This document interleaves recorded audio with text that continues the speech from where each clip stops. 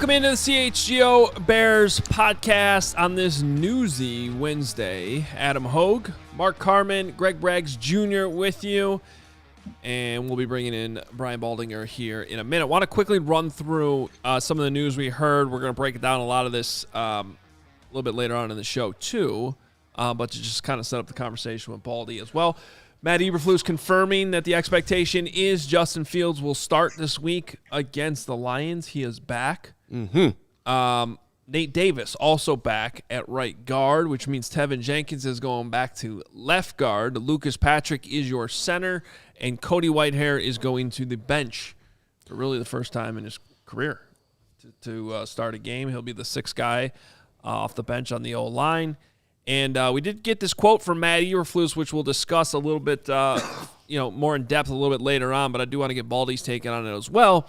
Setting expectations for these final 7 games for Justin Fields, Matt Eberflus said, "I think 7 weeks is enough time to show consistency and be the high performer we expect him to be." The context of that question was basically, do you think 7 weeks is enough for Justin Fields to prove everything he needs to prove? With that, let's bring in Brian Baldinger. It is noon on a Wednesday. Love having Baldy on.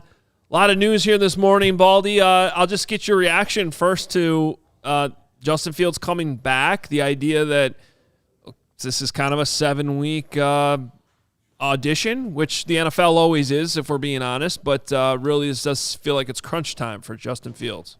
I feel that way. At least, just watching him on the sideline with Tyson playing, he looked engaged. He's going through the film with him. He sits down with them. He's got the earpiece. He was engaged, which is good. You expect that kind of, but, seemed like he was into it.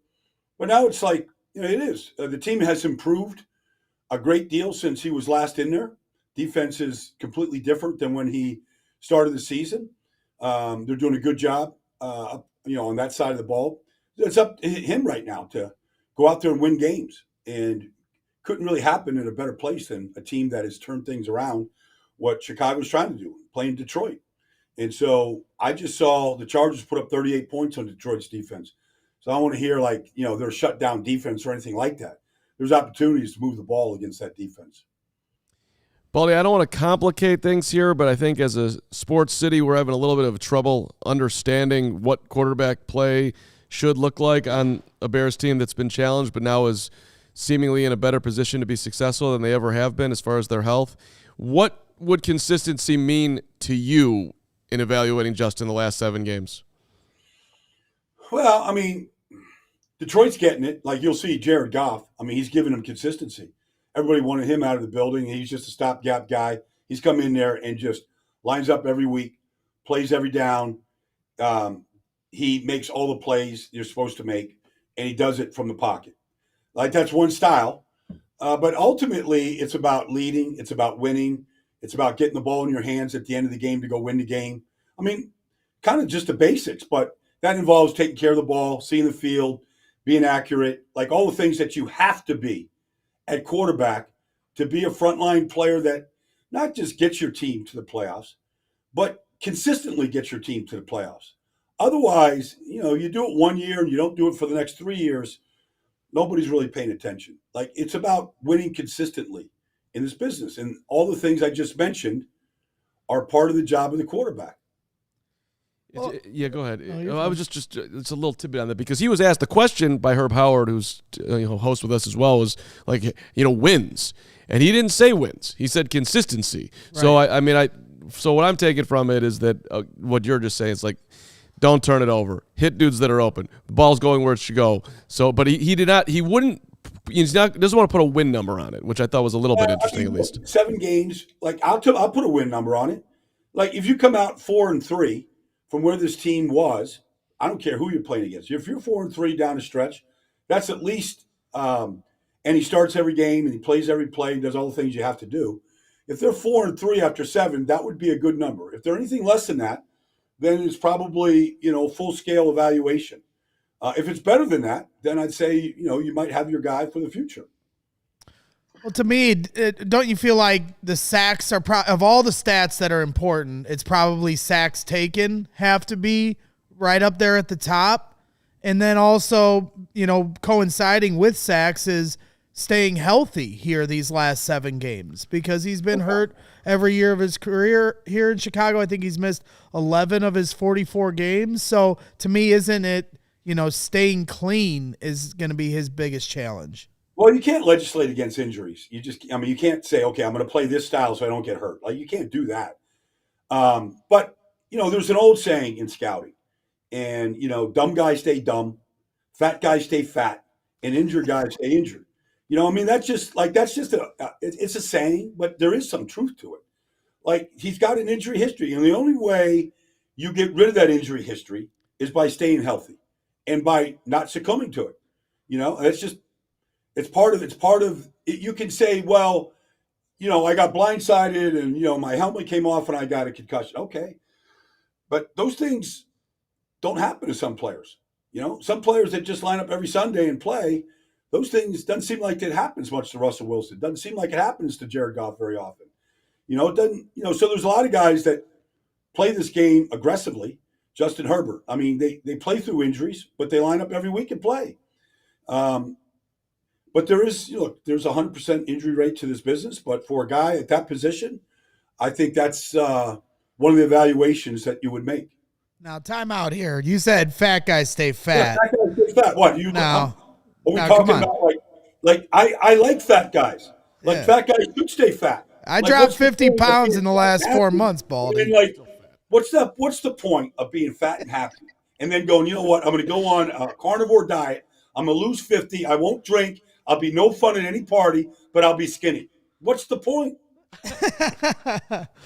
Well said right there. That maxim applies to this show. I did drop, as Carm just said, I did drop 50 pounds in the last 4 or 5 months, but I am still fat. So it lines up here, Baldy. You look good though, buddy. Let's go. I'm just gonna call them big guys. But speaking of the big guys, I do think that the offensive line news today is significant too, because you start to look at what this offense is going to look like on Sunday against the Lions, Baldy, and they're probably as strong as they've been and as healthy as they've been up front now. Sort of having the luxury of even having a guy who started the whole season, Cody Whitehair, now as your 6th offensive lineman. On top of that, Kari Blasingame, the fullback's back. I think Khalil Herbert, running back, will be back. Wide receivers are whole, tight ends are whole. Like, the excuses are sort of out of the window here, coming after out of a mini bye with a rest advantage too against the Lions. So I just feel like this should set up the offense, should set Justin Fields up to go out and do and perform those expectations that we were just talking about. Well, yes, they should. And, they have to go do it and they got to execute. But, that's really the whole plan. If I can identify your quarterback, build around your quarterback and never stop building. So Nate Davis comes in at right guard. All right, he's been in and out of the lineup. He's a good run blocker. Let's see him and, Darnell get busy on the right side. Let's see Tevin, get in there and just be nasty and all that kind of stuff. Let's see him win the line of scrimmage. I remember talking to Dan Campbell this summer because they made a bold move in Detroit and they blew out the running back room of, Williams and DeAndre Swift, and they went and they got David Montgomery. They went and drafted Jahmyr Gibbs. Looks like it's the right move, but I said, why'd you do it? And he said, part of it was they had to go against the Bears twice a year and defend David Montgomery. And all he kept seeing him do was break tackles. So, and he just had an unbelievable game this past weekend against the Chargers. So I think there's going to be, who can run the ball best in this game is going to be kind of a fun little game within the game to watch and to study. But the Bears should be good up front. Khalil Herbert's a frontline back. Like, they should have a good chance of winning the line of scrimmage. And factoring Justin in there with some runs that he's going to have, like, that would be a good test for both teams since the Bears come in week 11 with the number 1 run defense in football right now. Don't do it. I'm not going to do it. David Montgomery. Braggs didn't think that David Montgomery was good at football, Baldy, and it's just not say that. The guy is. I did not say that. He's an embarrassing teammate, honestly. I'll pound the gavel for him all the time. Yeah. I do want to talk about the Lions here a little bit though, because I find that they seem to have hit a lot of home runs here. You know what? I wouldn't even call them home runs. Doubles. Like double after double after double, just acquiring good football players. What they've done with Jared Goff has been interesting, but let's go back almost exactly 12 months because the Bears played the Lions at Soldier Field early mid-November. It was almost this exact same weekend last season. The Bears had a lead in that game, and they blew it. Yeah. And the Lions went on to only lose 2 more games the rest of the season. They've been on their run ever since, and the Bears have been the exact opposite. We launched them. Way to go, Bears. Keep going. But they did win 8 of their last 10. Came in with high expectations. Nailed the draft. If you look at anybody's draft at this point, and you look at, whether it's Jahmyr Gibbs or Jack Campbell or Sam Laporta, you just go with Brian Branch, like they nailed every pick. They nailed Penei Sewell. I mean, the guy is just a freak. We'll see what Jameson Williams becomes. Like, he shows flashes. The guy can flat out run. But Amon-Ra St. Brown for a 4th-round pick is an elite player. And he's a handful to defend, and they got a coordinator that knows how to use him. Aiden Hudson was a home run. Like, they built their team largely through the draft. They added some free agent corners, which have played well, but largely they built this whole team through the draft. Draft and develop. It never really goes out of style. So one of the conversations we've had here in Chicago is, all right, Lions started 1-6 last year. They turned it around about this time of year. We're seeing some signs that the Bears defense is turning around. Obviously, the quarterback will probably determine a lot of what they do here offensively the rest of the year. But you buying or selling the idea that the Bears could be headed down a road where the Lions were at this time last year? Well, you couldn't, if you said, okay, are the Lions going to turn it around at this time last year? You didn't know. Like, they started stacking wins, and they ended up going to Lambeau and knocking the Packers out and all that stuff at the end. But you don't know these things until the team doesn't really know it, until you get to that 3rd win in a row. And then you come into Halas Hall you don't even wait till Wednesday to come in. The hell with victory money. You can't wait to get there on Monday when you get to your 3rd win in a row. That's when it turns. So, they go to Detroit and have a stinker this week. Nobody thinks they're going to turn it around. If they go there and it goes to sudden death, and even if they lose, you're like, they're on the right path. Now let's go. Let's turn this thing by winning it. But if they go to Detroit and win, you could say, yes, they could be the Detroit Lions of what we have seen. It's possible because you've seen the improvement in a lot of areas. I know they're going to have a decent chance of running the ball, and I think they'll be pretty good against Detroit's run game, although it's hard to gauge Jahmyr Gibbs because he's just so fast. There's not a lot of comps like that when he gets to the open field. But, the one thing that Detroit has in this turnaround is they have had incredible, steady play and leadership from Jared Goff. And it comes down to the quarterback. Does he line up? Does he give you a chance to win every week? Jared Goff gives you a chance to win every week. Did you like that trade when they made it? I like Jared. I like Jared. I didn't understand exactly what happened in Los Angeles, but that's okay. They made the right trade. They got Stafford. He won the Super Bowl. A lot of people didn't see that in Stafford, but I liked Jared's mentality. I liked his he never got too high, all that kind of stuff. But I like the way that he played the position. I like a guy that could just stay there, take the shots, get the ball out on time, go through progressions, got enough arm to make all the throws. I just like the way he played the position.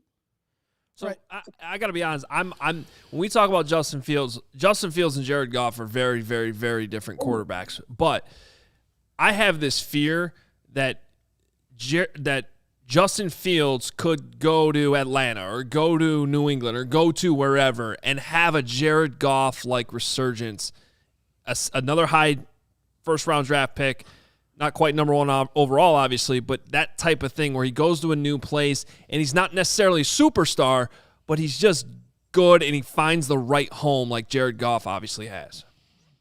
I mean, look, that happens. Happens a lot of different positions. Guys find just the right fit. I remember Minkah Fitzpatrick was drafted by the Dolphins, He never fit. They didn't know how to play him. Literally, the day he got traded to Pittsburgh, he knew he was a Steeler. Like, it's just now he's like entrenched.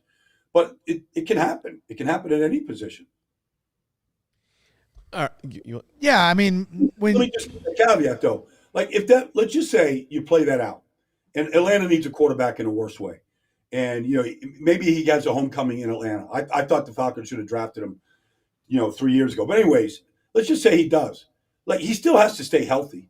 He still has to be consistent. He still has to become a better quarterback. Now, maybe the surroundings help him get there, but, you can't run around in this business and not get beat up in this business. Like, none of these guys stay healthy when they're running 4,000 yards. Like, they all get banged up. I mean, ultimately, that would be on the Bears if he went somewhere else and was successful. But if you can't figure it out with him, then, well, but unfortunately, that's kind of the tale of the Bears. Like, David Montgomery was good with the Bears, but now he seems to be even better with the Lions. Roquan Smith. But you could wait around and go, okay, we'll go draft Zach Wilson at number 2, or we'll draft Bryce Young at number 1. You can still screw it up. Even in a quarterback, heavy draft coming up, you can still screw it up. And then how do you miss on C.J. Stroud? How does Carolina pass on C.J. Stroud?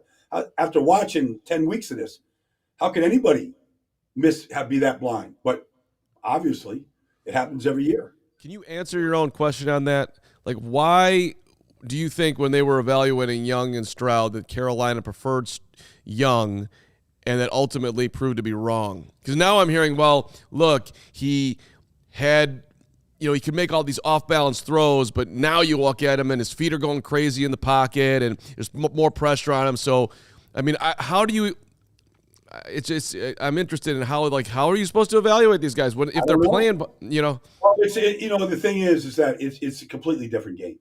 First of all, if you're playing in Alabama, you have basically 4 hard games a year. I mean, if you're playing Vanderbilt, like it's not that hard to beat Vanderbilt if you're Alabama. It's not that hard, to beat Kentucky.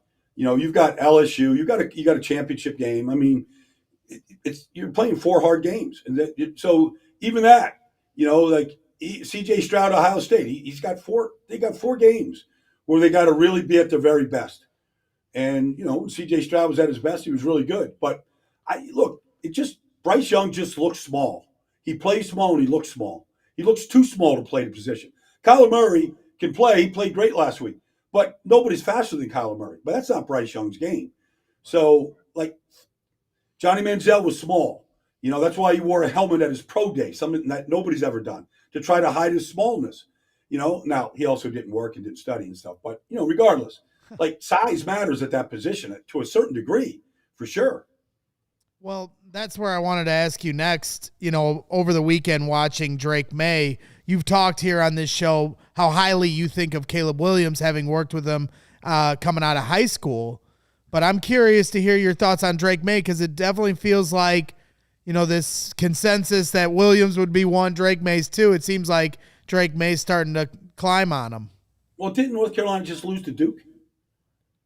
No, they ended up winning the game. No, they won in overtime. Went in overtime, though, yeah. Okay, all right, yeah. Yeah. Well, look, regardless, I mean, the evaluation for any of these guys doesn't start until basically the Senior Bowl if they play, or the Combine. That's kind of when you sort of really going back and combing the film and looking at the 2 or 3 years that they play and evaluating all the games and then pulling the plays out that really apply to the NFL and and then sitting down with them and put them on the board. Like, the evaluation for Drake, I haven't seen enough of them to say he's better than Caleb Williams or anybody else out there. Like, the evaluation, it's a 4-month process, and it starts probably if the ACC championship game or right. A bowl game or whatever else that these guys might play. So then earlier, like I said, when we talked about Caleb Williams, you said you got to take the best player. I don't care who it is, and you identified that as Caleb Williams. One more college guy I'm curious, is Marvin Harrison Jr. now the best player? All right, so fine. Maybe he is. He's an elite player, and has been since he got to Ohio State. But if I'm building a team, I think the last position that I'm filling is the wide receiver position. I'm filling my lines, my corner, my quarterback. I'm taking care of the positions that win me games. and allow me to be competitive every week before I even think about the wide receiver position. Now, look, Jamar Chase makes a difference, but honestly, right now, if I was Cincinnati, I would have taken Penei Sewell. And I still would have taken Penei Sewell because they still can't protect Joe Burrow when they have to protect Joe Burrow. As good as Jamar Chase is. Look, Jordan Addison looks every bit as good to me right now as Justin Jefferson in some ways, the way that he's playing. And they're winning. They're 5-0 without Justin Jefferson. And I'm not knocking Justin Jefferson. He's an elite player. But I think it's the last position I fill if I'm building my team. That's interesting. I think you laid it out correctly, and I'm starting to spin this way. It's like, look, all these quarterbacks fail. You have to put them in a position to succeed, to have a chance for them to succeed. If you don't do that, then they have to be the most elite dude ever for it to work, and the chances they're at are small, and you're going to get it right. So, okay. I want to go back to where we started this to Tevin Jenkins for a second here, Baldy. How impressive, you would know this better than anyone, to move from right guard to left guard, and then, and in this case, left guard to right guard, and now back to left guard. How hard is it to do that? You're in a different stance. You're different, post on the inside. Some guys, it didn't bother me at all. You go right side to left side. But I know guys that, it's like trying to eat your sushi with the left hand. You can't do it. Like Tristan Wirfs was an elite all-pro right tackle in Tampa. He went to left tackle. And honestly, he picked up chopsticks and started trying to eat with his left hand just to try to, because he had to, reverse everything. Some guys have a problem. I don't think Tevin Jenkins is going to have a problem with it. I think he enjoys hitting people and moving people. I don't think it's going to be that big of a deal. Maybe in protection, pass protection, if somebody, Aleem McNeil this week or whoever it is, maybe he might have a little problem with the inside pass rush. Some guys, they got to reverse their post hand and their feet. That might be a little problem, but I get the feeling that he's going to be okay. Baldy, what are we listening to on the All NFL show this week? Oh man, we just Andy Reid is on today with us, talking about the big Monday night matchup.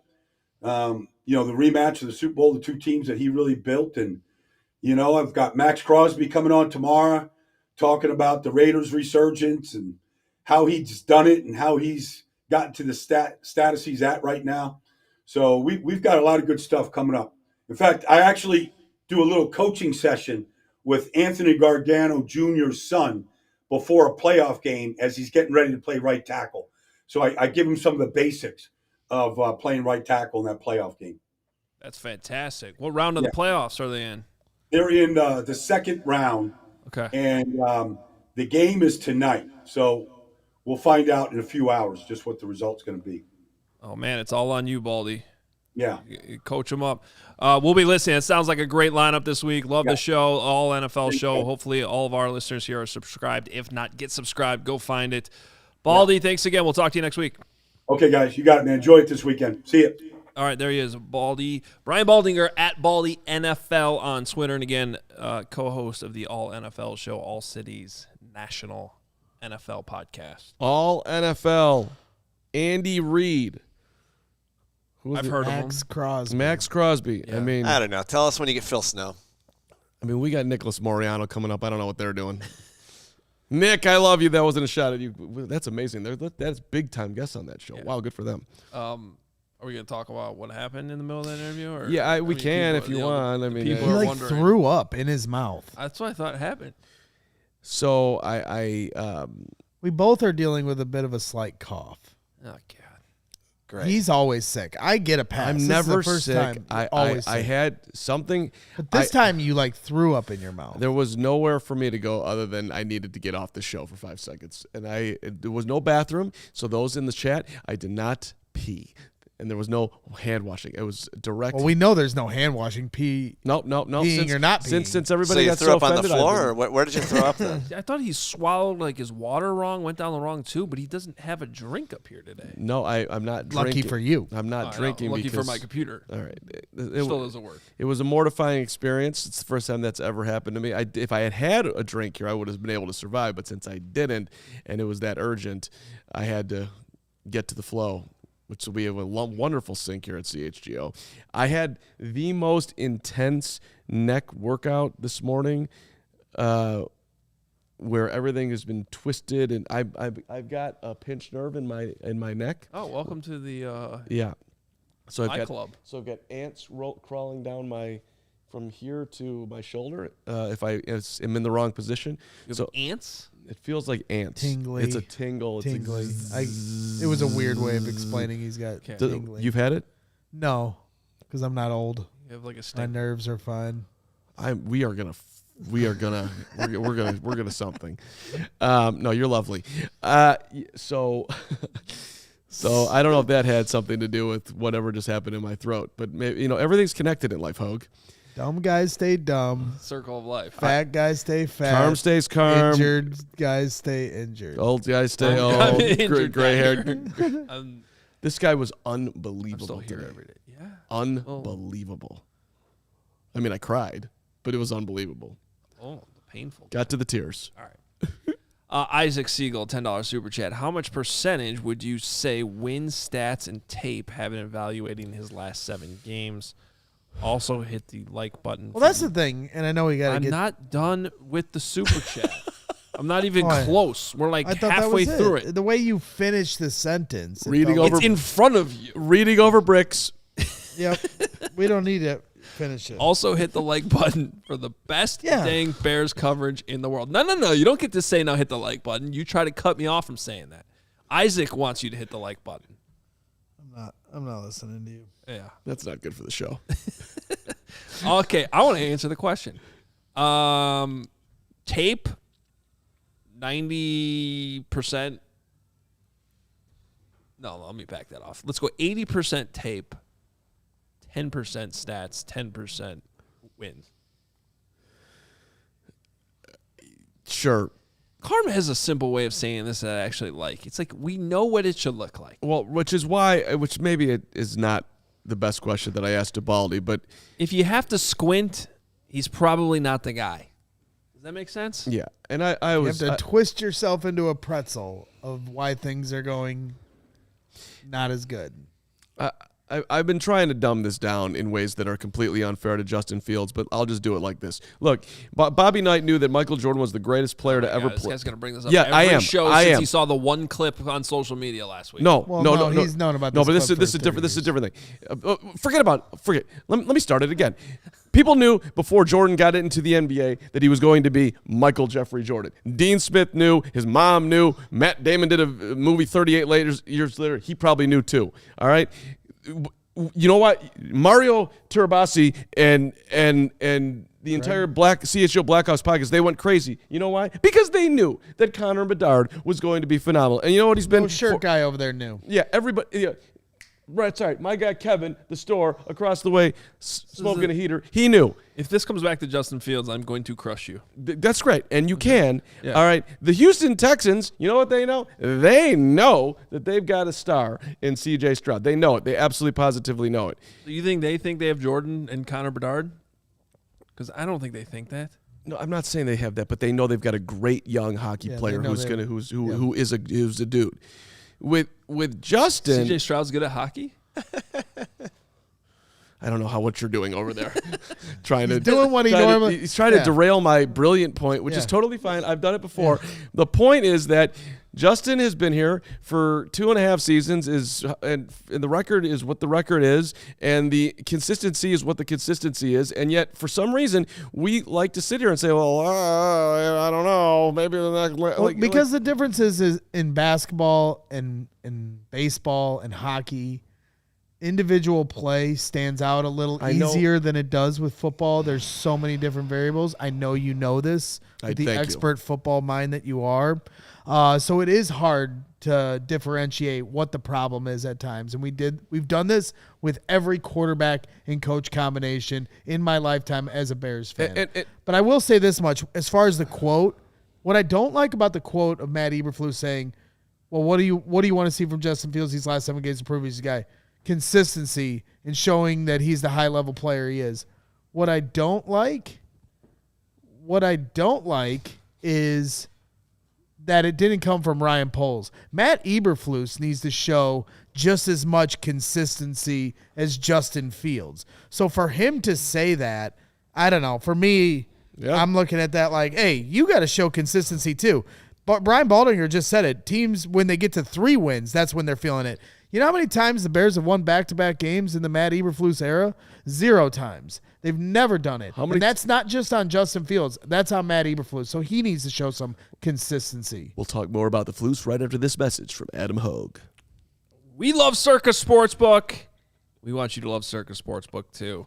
Tight money line splits, the low hold model, games that strive to be a -110 split on the Circa Sports menu. Unlike other sports books, which may use -115 or -20 splits, what does that mean? That means that those sports books are taking more of your money. Circa Sports keeps as little money as possible on large market bets, especially compared to other books. Circa Sports does not limit players based on their winnings. Every player has the same limits, unlike other books who do limit winning players. And Circa wants you to download and explore other sports betting apps that are available. You compare the lines yourself. You'll see that Circa's got the best ones available. They also have real people behind the Circa Sports brand who resolve issues in a timely fashion, unlike other books who use those annoying chatbots. All aspects of the app are being run by the same team that runs the main Circa Sportsbook at Circa Resort and Casino in Las Vegas. Download the Circa Sports Illinois app at circasports.com/Illinois-app to sign up today. Also be on the lookout for Circa events, watch parties, and tailgates. If you or someone you know may have a problem with gambling, call 1-800-GAMBLER. That's 1-800-426-2537 or text GAMB to 833-234 or visit areyourreallywinning.com. And shout out to our friends at Game Time Tickets. You shouldn't have to worry when you're buying tickets to your next big event. Game Time is the fastest and easiest way to buy tickets for all your sports, music, comedy, theater, everything. Killer last-minute deals, the all-in prices, the views from your seat, and their best price guarantee. Any other secondary market website that you go to, if you find a better price, Game Time will match it. They also take the guesswork out of buying tickets. Game Time is simply the place that you need to do. And yes, of course, when you download the Game Time app, which if you haven't done, you should be doing it right now. Support us, support Game Time, as my neck continues to twitch because I'm in the wrong position here. No problem. Game Time. Download the Game Time app, create an account, use the code CHGO. You get $20 off your first purchase. Terms apply. Again, create an account, redeem the code CHGO, $20 off. So download the Game Time app today. Last minute tickets, lowest prices guaranteed. We love our friends at Game Time. Look, and I lost my train of thought. Well, no, because I want to ask you a question. Okay. Before we talk about a little bit more about what Matt Eberflus said. I guess I'm just struggling to understand, like, what I don't like about comps to Michael Jordan and teams knowing that Connor Bedard's good. Like, these you have one of those players like every 20 years. Like, no one has that. Okay. I guess I don't understand. How's this? I'll do, they could draft Caleb Williams #1 overall. They're still not going to have that. Okay, but especially in the NFL. Well, don't get lost to defend Carm here. I would say, sorry, don't get lost in the hyperbole. Yeah, he's using Jordan and Connor Bedard as an example because we're Chicago sports fans and we're able to identify how good they were right away. But use any of these really good quarterbacks in the league right now. It's you know it when you see it. And, Justin Herbert hasn't won as many games as he'd like, but he can rip it, right? So, that's, I think, what you're trying to say, but you can answer for yourself. Well, and also, I want to be clear. I'm not saying that I'm even out on the guy. I'm saying that we know what he is. The whole concept that he's in these last 7 games that he's going to hit some different level of consistency. I'm not saying he's not going to get better. I think he will get better, incrementally as he plays longer and longer and understands his skill set. And there's better players around him, and the Bears put him in a better position. But to me, there's not a whole mystery here. He's an elite runner. He is a developing passer. He is a guy that, if you put great pieces around him, I think you can win with him. Like that, to me, I don't even need the last 7 games to see it. And I also know, at least in my mind, that this dude is not elite. If you think that you need an elite quarterback to win, then he ain't it. Can he be top 15? This is what I said this before the season. I'm saying it now. The guy has a base level of skill set that I think you can win with him if you have a good coach and a good organization running with him. But like this whole, we need these 7 games to figure it out. That's what I'm trying to push back on. And I know that I'm trying to thread a very thin needle here, a very, very thin thread through a very thin hole in Bears quarterback evaluation fandom, whatever. But I thought that we got to go to Nick. You asked it. You came back to it. I know. I apologize for that. I regret that. Nick, sorry for not coming to you 3 minutes ago. At Nicholas Moriano, his beautiful face is at Halas Hall, looking really good right now. How can you not go to Nick when he looks like that? That's true. He is adorable. Yeah, I miss Nick. Nick, what's going on at Halas? Please get us back on track with I don't know what. Yeah, no, we got to hear from Matt Eberflus before going out to practice, you guys, and I'm sure you guys already have heard a bunch of the news already, but there's a long it started with like injury updates, and obviously Fields being the primary one. They're planning to start him on Sunday, but Nate Davis also being back today at practice, going back to right guard, while Tevin goes back to the left guard. Feels like that's going to be part of the best 5 moving forward, but a guy like Terrell Smith, who we haven't seen in a while, the rookie corner, he's also returning from illness. You have Blasting Game cleared from the concussion protocol, and Khalil Herbert still in the 21-day window. So started off the press conference pretty straightforward, which was, it was nice to hear that from Eberflus just to kind of get things rolling right there. Nick, what's your take on the Flus part of Justin that we're talking about, consistency? How did you hear that when he said it? Well, I think it's fair because I think with Justin Fields' season, right? Obviously, he has the breakout performance against Washington where they're throwing the ball downfield, and then the last game, obviously, that we saw him against the Minnesota Vikings, you see he's hesitant to throw the ball or is not, again, going maybe through the progressions quickly enough. But I think these 7 games, you're going to have 4 within the NFC North. You need to see what you can do against the Detroit Lions at Ford Field. The last time they played, 41-10 blowout loss. And you also have Cleveland on the schedule remaining, and obviously Minnesota and last game against Green Bay. So I think consistency is fair. You want to see that from Justin Fields. And I think what we need to see from him is that just an understanding of he knows what this offense is, even though at times it's been a little bit of everywhere with Luke Getsy. But I think you can still learn a lot about Justin Fields in these 7 games, and you can see if he's a guy that you can possibly go with moving forward, if he shows that he's competent with the offense, he's keeping you in games, and ultimately winning. Like last year, they didn't win any NFC North games. We know what Ryan Poles said in his very first introductory press conference, take back the North, right? They haven't done that. They need to first win games in the NFC North, and he has 4 opportunities to do that with these last 7 games. Yeah, but don't you think that while I agree that Justin Fields needs to show consistency, that's one of his problems, but isn't part of the problem that the coaches need to show consistency as well, specifically with how they use Justin Fields? I mean, they had to change the way they were calling plays to an extent. The game he got hurt against Minnesota, we put on full display that first play of the game. While Justin didn't execute the play properly, there's an argument to be made that they didn't put him in a great position to begin with. So that's where I want to understand, like, there needs to be consistency, accountability across the board. No doubt. I think it's a very important 7-game stretch for this entire team just to see what you have here defensively. You're going to be going up against a top 10 offense in the Detroit Lions. So you need to see how this defense, which has improved at stopping the run, obviously still needs to get better applying pressure on the quarterback, how it holds up against a very potent Detroit Lions offense. But I asked Eberflus today with, Fields' skill set, it's different from Tyson Bagent's. How does that kind of impact your offense? And he said there are different options. There are different movement passes you might run that you wouldn't with a different quarterback, and it opens up the packages a little bit. So we need to see in these last 7 games the play calls cater to and expand the strengths of Justin Fields. He can throw the ball downfield, you guys. He's actually been pretty good at it when he's been in the game, and we just haven't seen that from the Bears offense and Tyson Bagent in the last 4 games. So no doubt, Greg, you need to see, the play calling, the coaches also showcased their best attributes in these last 7 games. Not just all in Justin Fields, but he's a guy that can make things happen when even things are not there initially. So if you could see that playmaking ability complemented with his ability to hopefully throw from the pocket and make the right decisions, then you're feeling better about what Justin Fields is and potentially still can be moving forward. Nick, 2 of the guys we didn't necessarily get clear updates on today, Khalil Herbert, who was listed as a full participant all last week but then didn't play.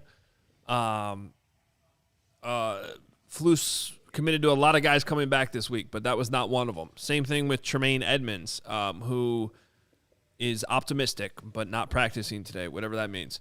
I think we've lost touch of the word optimistic, the way that Flus uses it in so many different ways. But what are you expecting with those 2 guys? I mean, get both of them back against the Lions? It seems a little unclear. Yeah, I think it's a little unclear even today, Adam. And I would put my money more on Herbert to possibly return this week. And again, not fully clear on that, but Deontay Foreman's been doing pretty well, and he's still kind of going through. He's actually going through something today too. So if one of those 2 guys, Herbert or Tremaine Edmonds, I put my money on Herbert right now. And it was nice to see Jack Sanborn make the most of his opportunities against the Carolina Panthers with Tremaine Edmonds out. He seems to be doing really well in that aspect. Just anytime someone goes down, Jack Sanborn not only can fill in, but be in the right spot. But I would definitely, if I had to pick between the 2, I'd go more with Herbert right now.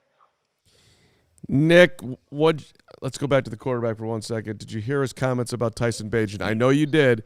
He said he doesn't want to put a ceiling on him, but he's happy with the floor. So can you report today on the CHGO Bears podcast that Bagent is the backup quarterback going forward? I mean, that would be like the option, right? I mean, if Fields has started, right? Tyson's there, but Matt Eberflus, he liked what he saw from Tyson Bagent in those 4 starts, especially I thought it was interesting that the game against New Orleans, right, where he turned the ball over 4 times in that game, but he really liked how he was able to just start that game, the opening drive in that environment. It's a stressful place to play in, but he takes the Bears down the field, scores that opening drive touchdown, Cole Kmet. But in even the last game he pointed to, he's more of a game manager protecting the football, so you need to see that after having that performance against the Saints. But yeah, Tyson, for Tyson Bagent to go 2-2 as a undrafted rookie quarterback, I mean that's big time for him, I think. And I think you have to credit the coaching staff at times for putting him in positions to make plays like he did against the Raiders and to not lose the game against the Carolina Panthers. But yeah, I would say that Tyson Bagent had learned a lot from this opportunity, and there's no ceiling for him, like you just said, Mark, and that's what Eberflus said earlier in his press conference. I need to hear what Hoge has to say about this right now. Just why wouldn't he be the backup? I'm talking about like deep into the future. Yeah, he wanted you to anoint him as the floor being the ceiling and superstardom, or the floor being backup, he said, and superstardom being the ceiling. That's what Mark wants you to say. I would just like some acknowledgement that Carm was right and everybody else who disagreed. There it is. Stop him right now. No. Thank you, Hoge. You were trying to make him the starter. Oh, yeah. You can't claim victory that the head coach basically says the backup. That's what everyone else was saying, that he's a good backup. You're not. He's moving the goalposts. L. He's moving the goalposts. I am not moving any goalposts. Because if he had won 4 games, you'd be saying he should start over Fields. You just took the Don't goalpost pretend otherwise. from behind the end zone and moved it up to the 30-yard line is what you just did. All I did was tell you in training camp that this was a dude when he went 13 to 4. What are you doing with your hands right now? I am doing this with my hands right now. I am not a crook. I told you that this was a dude. He got in for 4 games. Flus was waxing poetic about how great he was against the Saints in the first 3 quarters, and then amazingly didn't turn the ball over against the Panthers and said, we're not putting a ceiling on him. Neither am I, but his floor we're super happy with. So I'm just telling you that this dude is here to stay, and it's only a matter of time before he's the Bears starting quarterback and we win a Super Bowl with him. I left that part out because I was going to slow play it, but since you made me go there, I will put it all out there. There it is. 17. There it is. Thank you, Sarah. Did this neck guy do a brain transplant on you this morning? Well, 17. no, the same brain is there. Oh, my He needs a brain transplant. Nick, I think a lot of fans are happy to see Cody Whitehair find the pine respectfully. But I'm trying to understand what Matt Eberflus's infatuation with Lucas Patrick is. You watch the tape, you break it down. I don't see positive things coming from Lucas Patrick often. He had the one game against the Raiders where you're like, okay, he's showing some leadership with Bagent under center. But why can't Dan Feeney get a look? Because okay, Cody gone. Lucas, you're next. I'm tired of Lucas. Come on, the Feeney. Well, I mean, seriously, Lucas Patrick. Southside guy in. I mean, you can joke, but Lucas Patrick is a liability. He's getting bowled over. He almost got Tevin Jenkins rolled up at one point. Nick, your thoughts?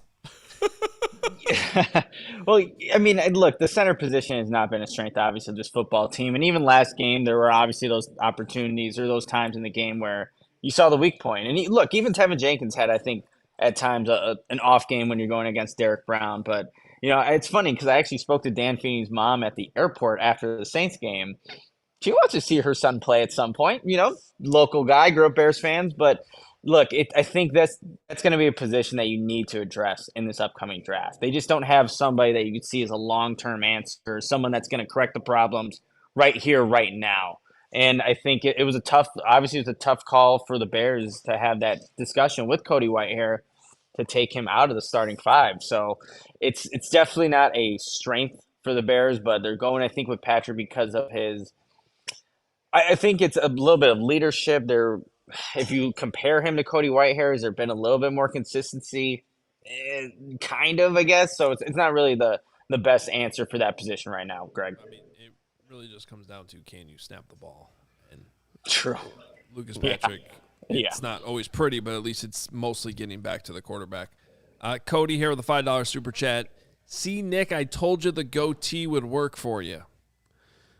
It's not a goat. I mean, my beard is just – it's not a goatee. But I guess I can rock that too. I forgot, Lawrence, this is my bad. I don't know if you can pull it on the fly, but Nick's latest excursion was when he went painting. Yeah. Did you see the picture of Nick painting? I did. Yeah. You said that to me? Somebody sent it to me. Nick, I'm just so proud of you and all the things that you do that it's just an honor to be your teammate. And congratulations on being so well-versed in everything you do. That's all I wanted to make a point of. This guy goes painting. Have you gone painting?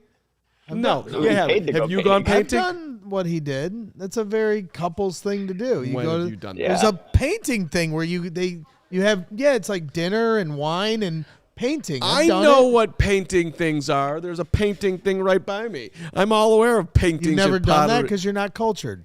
No, I haven't It's done a it. painting thing by me.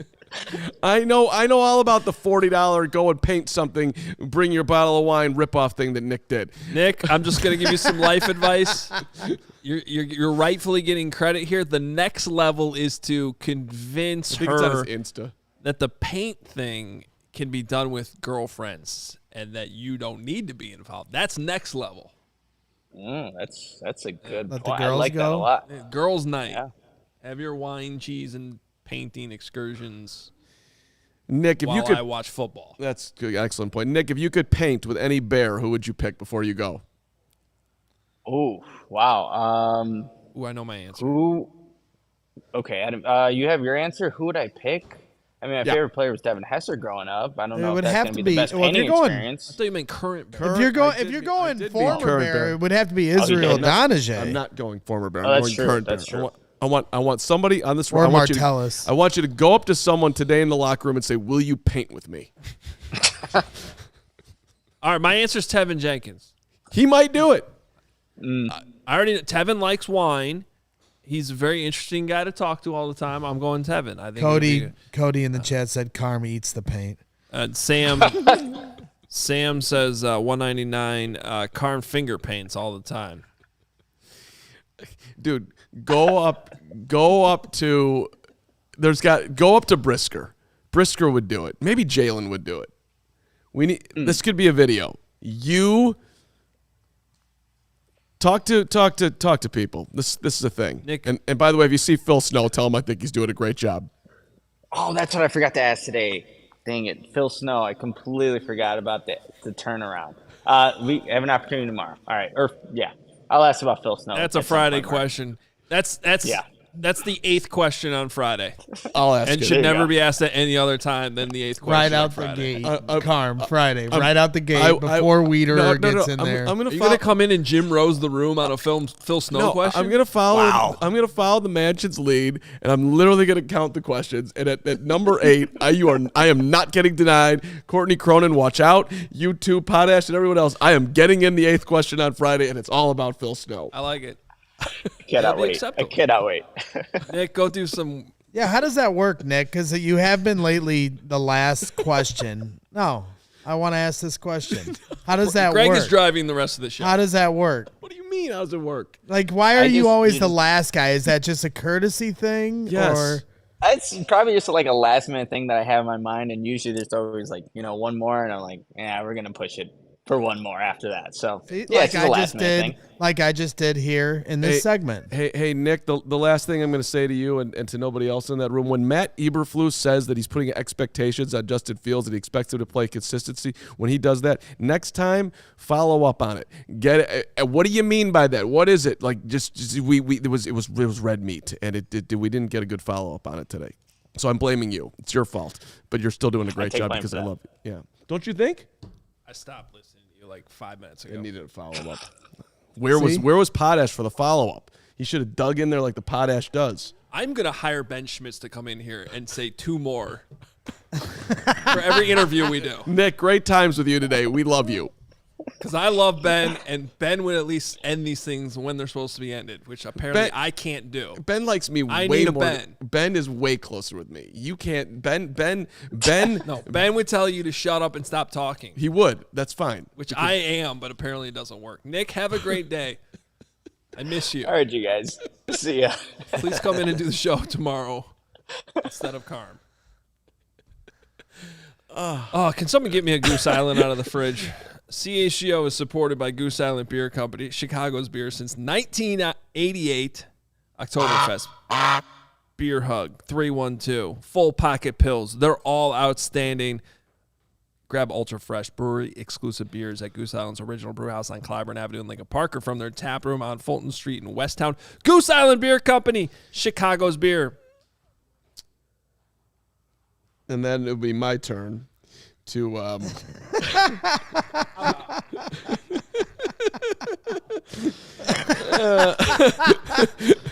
there you go. Have a I so appreciate my Hoagie Hoge to levels that he doesn't even know. Just know that. But it's been an interesting day. And Hoge, It's Ray Chevy. Have you gotten there yet? Yeah. Just don't do that. That's not necessary right now. I'm looking forward, by the way, Adam.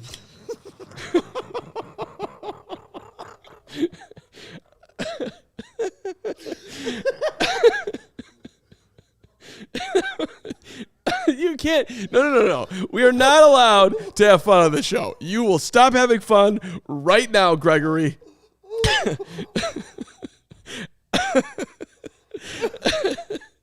There's no fun allowed. Where's Nick? Once again, to our podcast listeners, I apologize for the last 3 minutes of silence and just laughter. Oh God. It's just just shush. And it's just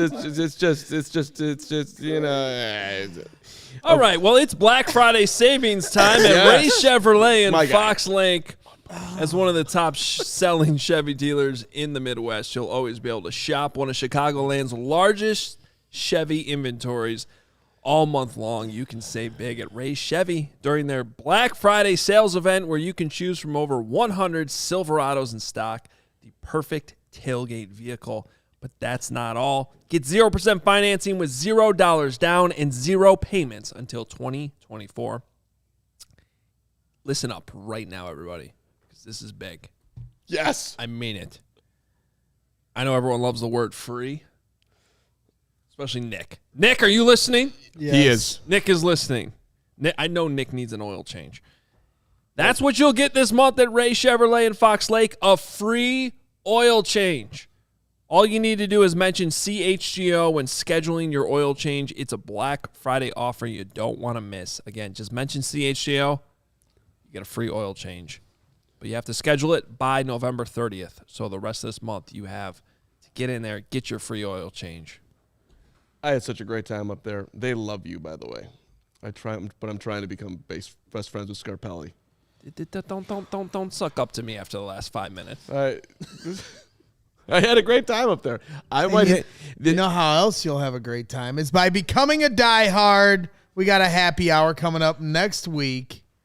And how did he not find the ad that entire time? He's trying I think to I could have scroll on his sat phone. there He for doesn't another have his 5 computer. That's part of the problem. It's not easy to find it on your phone. You know. But if you go on your phone and find out how to become a diehard, you go visit allchgo.com. That's exactly how you can do that. We do it all, man. Premium written content for members at allchgo.com. 20% off events. Dope merch for all the teams we have here in Chicago. You get a free shirt right out the gate. Discount on shirts going forward.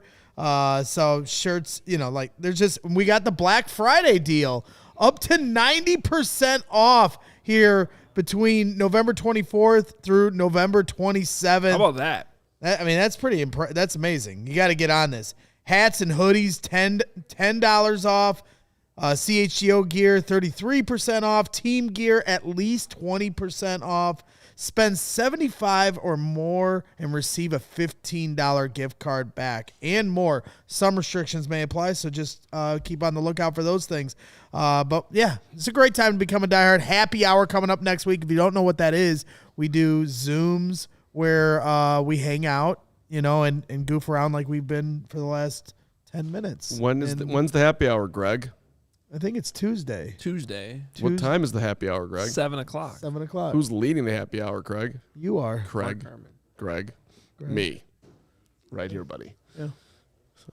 Are you going to be there? Or am I? Yeah, I'll be there. Okay. I'm going to be there too. Oh, this is going to be great. But you're leading it. I can't wait. It's going to be your happy I think hour. I'll sit this one out. Don't you? Lawrence is not coming. You're coming. Yeah. You cannot stay away. Is anybody still watching this show? I doubt it. This is the best show we've ever done. Yoshino, $5. Hoge should put a bourbon bet on Carm to not mention a Bulls reference on the show. If he did it sooner, it's definitely over 20. Yoshino, I cannot change who I am. I do love the NBA and the Chicago Bulls, so you are going to get Bulls references when it's appropriate. As in our Bulls takeover Friday night, you should come out. Are you going? 50-50. I went to the Blackhawks takeover. Didn't see you there, Hoge. Saw him. He had a playoff game.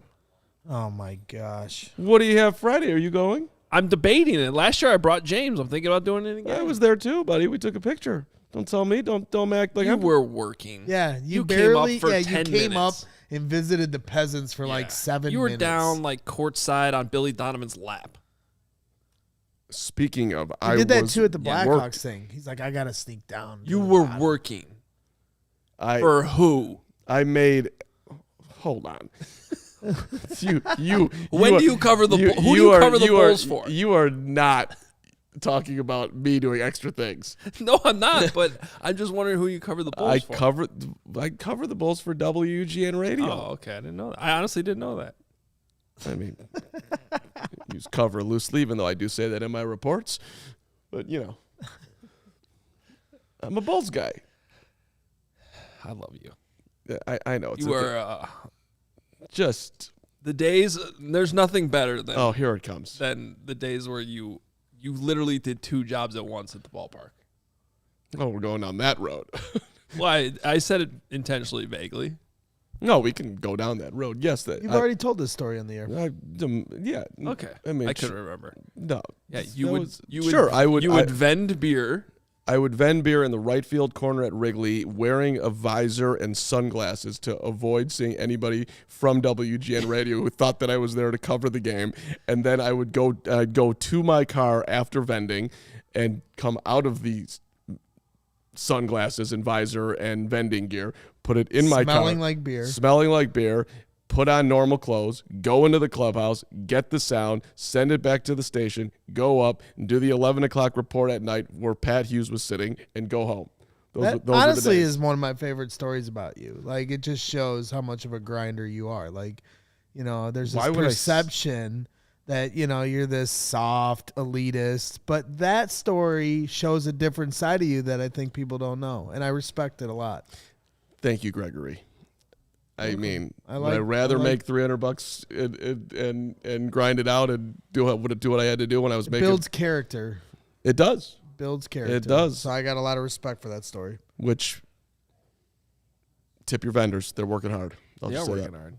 Except for that one vendor that you didn't like. Oh, there's a bunch. The ones that are left. Oh, there's a bunch of them that I would never Andre, like to see again. $5 super chat. What happens if Justin goes out Sunday and plays poorly? Will they switch back to Bagent? No, they will not. Hey, can we define on this show before you go cover the team tomorrow at Halas? I want to know what you are looking for in the last 7 games from Justin for you, because I think you want to move forward with Fields. You've said it in an ideal world that that's the best thing for him. So what? Yeah, so that's a fair question. See, like the easiest way to answer that question, just for like understanding, is to like put some stats to it. But I don't think that that's necessarily what's important. How many passing yards does he have right now? I forget. Because at one point he was on pace for over 3,000. No, that was. Let's just do it from this point forward. I don't want to sound like Matt Eberflus, but a lot of what Matt Eberflus today is like what I think is the correct answer. Like I stop turning the ball over, take fewer sacks, operate the offense efficiently, smoothly, move the chains. I know this sounds like simple stuff, but it's not the stuff that's been happening consistently. So that's the word, consistency. Can he play consistent? Can he protect the football? Can he get the ball out faster, which I think is something he can do within the framework of this offense without having to go through 3 progressions quickly. Just use the quick game more. Get the ball into DJ Moore's hands more. How about this? I'm going to try to put numbers on it. 250 yards a game. Is that too many? Is that an average? As an average. Does that sound about right? 250? Sure. Okay, so if he averages 250 yards a game, completion percentage of 65? Yeah, I was going to say it's got to be, 65%? A little bit higher than that would be nice, too. 65 would be a significant bump. Well, that to me is why it's an uphill battle for him. So I mean, he's coming in. When he plays on Sunday, it'll have been 35 days since the Vikings game. That's 5 weeks off. He's playing with, I'm assuming, some kind of pain in his thumb. I don't think it's going completely away. By the way, that's another one. Play. Right. So stay healthy. Like you can't be hurt. So hold on. I think we're boiling it down. You got to play all 7 games. 7 for 7, 250 a game, 65% completion percentage, and then touchdown to interception ratio 2-to-1, 3-to-1. You want a 3-to-1? Lawrence is saying 3-to-1. 3-to-1. Hoge, is that too tall? 2-to-1 is 2.5-to-1. How about 2.5-to-1? I mean, come on, man. Stop throwing picks. So he had 11 touchdowns, 6 interceptions. Yeah, but I want to throw fumbles in there too. I was gonna say less than 3 fumbles. And half a turnover a game. So 3, call it 4 turnovers. Like how many sacks in 7 games? This is why I didn't want to go down the road of specific numbers. Like we can say all this without having to attach numbers to it, right? Like, yes, higher completion percentage, turnover-worthy throws down, holding on to the football, not fumbling them, not taking sacks that, quite frankly, I spend too many of my Mondays when Justin Fields plays football trying to figure out, was that on the tackle or was that on the quarterback? Right. I mean, I think we just pretty much well-defined it. I mean, maybe everybody knows it, but I feel better about it. This is what we're looking for. Okay, see, I think if he I wish you weren't sitting next to me as I was saying this. If he plays like Bagent did in the 2 wins, where he was safe with the football, People would feel good about it. No, but I think the actual production would be higher. Does that make sense? Not taking negative plays. Like if he makes the same decisions that Tyson Bagent did in those 2 games, avoiding you're going to probably plays. have a much greater chance of playing with a lead, right? Which helps, which we see when Justin Fields has a lead, which doesn't happen very often. All of a sudden they win by 20 sometimes. And the Panthers. Because he is objectively better and more talented, there'll be more points put up on the scoreboard. If he plays the way that Tyson Bagent played in those 2 games, there'll be more points scored. I would agree with that. And I would also make mention, and no one's going to like this comment, but I'm going to say it anyway. He's had opportunities in the fourth quarter to win games, and it hasn't happened to this point. Now, they should have won the Steelers game. That was phenomenal. He played fantastic, but the defense couldn't hold him. He put him ahead, so I want to give him credit for that. But he's had opportunities to do it. He literally has not made in his career yet a throw. Not that it was some great throw, but a throw to end the game like Bagent did to Mooney against the Panthers. They needed that throw on 3rd down. It was that was a big time probably throw. His best throw of the game. Yeah. And I said this earlier on the score.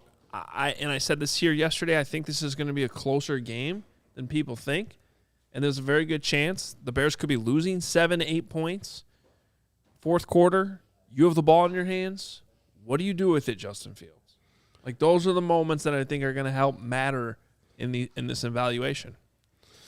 The one thing that I'm worried about is, and this is my conspiracy hat that I like to put on, but I said earlier when Poles started making those moves at the trade deadline that was a tell that I think Ryan Poles will return next year. Matt Eberflus's quote today about what he wants to see from Justin Fields to evaluate him here in the last 7 games, to me was also a tell that he thinks he's going to be here next season. Yeah, I think they're both going to be here too. Yeah, I know you feel that way. Johns has put that out there, and you guys have me nervous because I was really hoping to move on from these guys. Okay, we can wrap the show here, but there was a comment earlier, I forget who said it, but do you think they're tied together, Flus and Fields? Who do you think has a longer rope with this organization right now, the head coach or the quarterback? Because I would bet the head coach. Yeah, I would. Which is frightening. I would bet the head coach too, based on what it's looking like. Also need to tell you before we get out of here to get fitted out with the best sports gear around. Hoodies, shoes, signs, bobbleheads, everything in between. That's what FOCO has. Aloha shirts, straw hats, polos, bags, everything you need for a game. FOCO's hooked us up with set decorations here right in front of us here in the CHGO studio, so please go show them some love in return. Check out FOCO.com. Click the link in the description below for all non-presale items. Use promo code CHGO for 10% off. We also have a super chat here from Crystal, $20. Just showing love. Been super busy. Feel like I haven't been here. You are the best. Love you guys. See you Sunday. And always, hashtag Team That's Carm. right. See you Sunday. Team Crystal. Crystal Going to rules. Buds. Thank you, Crystal. Michael Charney's going to be there, my original intern at the Naked Truth About Sports, hashtag BG Boy. We're going to Uncle Bud's in Oak Lawn on Sunday. Pre, post, watch party. These watch parties have been a lot of fun. It's a road game. Where are you going to watch the game? Come out to Oak Lawn. The food is Hang out supposed to with be us. amazing. We're going to be at least decent company, Bragg's included, because I know you're going to be in a good mood. And Oak Lawn's the home of Jay Hoge. Oak Lawn's the home of Jay Hoge. This is facts. Okay. Shout out Queen of Peace. That doesn't exist anymore. St. Lawrence got a big win over the weekend. That's Jay Zwoski's school. Jay's got a big influence on this event. He does. And we'd like you to RSVP. It is a free event, but if you'd RSVP, that would help us know what to expect. Thank you. There you go. allchgo.com/events for more details and to RSVP. All right, guys. Any final thoughts before we get out of here? Shout out to my mom. She's under the knife right now getting knee replacement surgery as we speak. All right. Love you, Mom. Feel Way to better go, fast, Barb. Barb. You got this. Call me if you need anything. I'd be happy to. She said you two were invited to Thanksgiving over me That's for awesome. my Thanksgiving takes. I'll be there. I would. Maybe if I can't Because go. everybody goes, oh, you don't like Thanksgiving. It must mean you don't cook good things. She cooks a great Thanksgiving. I just am an ungrateful son. Feel better, Barb. Get well soon. Sounds about right. We like you more than your son. Checks out. Hit the like button. We appreciate you very much. Hit subscribe. Most importantly, Matt Nagy brags his mom torn ACL out for season.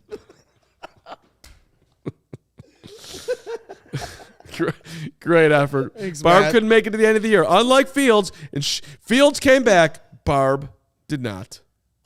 Well, please end the show for the love of God. We all silly like the mayor.